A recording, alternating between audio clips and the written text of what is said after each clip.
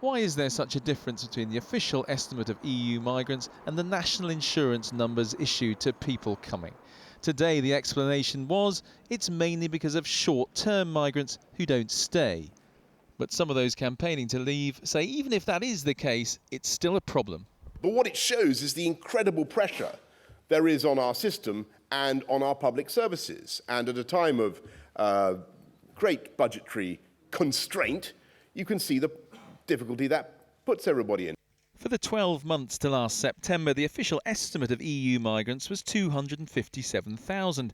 But in the same period, 655,000 national insurance numbers were issued. And for the 4 years to 2015, the gap between the official migrant figure and the national insurance numbers was 1.2 million. The government says all this is explained today by the Independent Office of National Statistics, the ONS. National insurance numbers can be obtained by anyone working in the UK for just a few weeks. And the ONS explains clearly why the number of national insurance registrations should not be compared with migration figures, because they measure entirely different things. Meanwhile, today we had the starkest warning yet from the Bank of England on the economy if Britain were to vote to leave the EU. Now turning to the elephant in the room.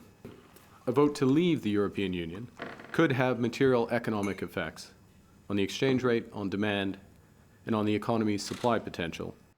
He even talks about a possible recession. Those campaigning to leave are not impressed.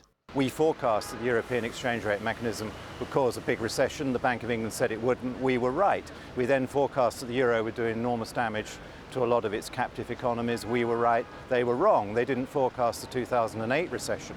So why should we believe their forecast now?